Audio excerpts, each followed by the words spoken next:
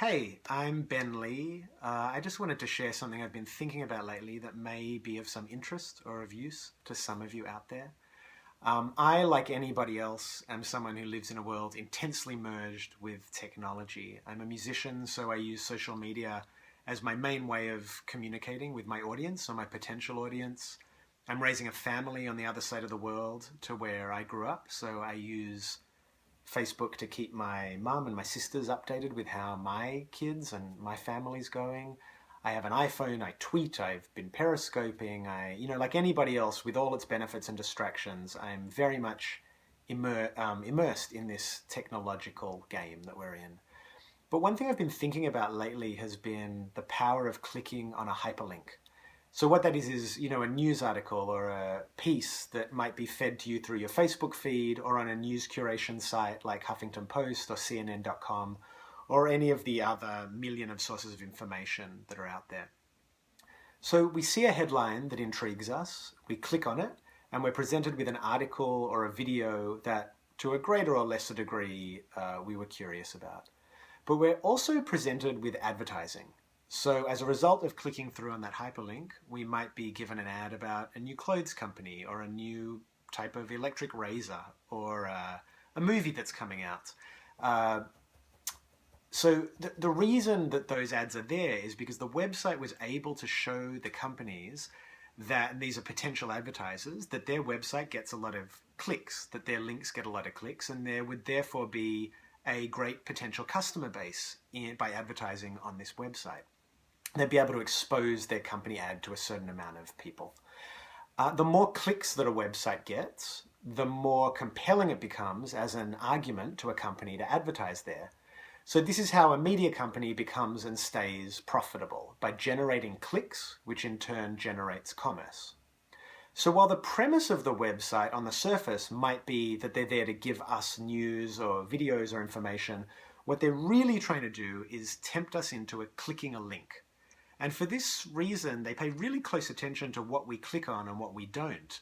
And it starts making a lot of sense when you think about it, that if a media outlet notices millions of people are clicking on stories about the Kardashians, well, lo and behold, what do we end up with? More stories about the Kardashians. That's the power of their business, because they want to be able to deliver clicks. And if they notice there are less clicks on something, maybe a simple story about someone doing a good deed, that doesn't have a big dramatic narrative arc to it, there'll be less stories of good deeds, because again, it's the power of clicks. So where things get complicated is we have to start asking ourselves, why do we click the things we click? The simplest and most naive answer would just be, well, I was just curious and we defend our right to click wherever we want. It's a free world, it's a free internet. But when we look deeper into it at a more psychological level, we realize that we're often drawn unconsciously to clicking the things that we click. And we often click on things that horrify us or disturb us, or maybe confirm our worst suspicions about the world or what human nature's like, rather than things that offer us hope and give us tools to succeed in a peaceful and happy manner. So for this reason, it's not as simple as simply blaming the media alone for the way we're inundated with, news that caters to shock value and paranoia and celebrity culture. We've really created and continue to create this culture through the fact that we give in to the lower side of our nature that isn't seeking a happy life, but it wants to really just continue in a pattern of hopelessness or lack or despair. So my practice lately, and one that might hopefully resonate with some of you, has been simply to consider my click. With each click, I'm making a decision. I'm contributing to one of two possible futures or one or two possible outcomes. What values am I expressing through my click? What world am I contributing to building? And internally, within my own psyche, what connections am I building? What synapses am I connecting each time I click a link? What's worth my attention? What isn't? What do I want to see more of? What do I want to see less of? What do I think would make the world a better place? What would make the world a worse place? Your click is really powerful. It's a vote of support, not just for a website, but for an outlook, for a code of ethics or a lack of ethics.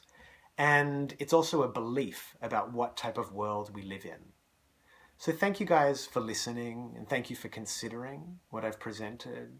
Please continue to enjoy this beautiful, wonderful world that we live in, but please consider your click.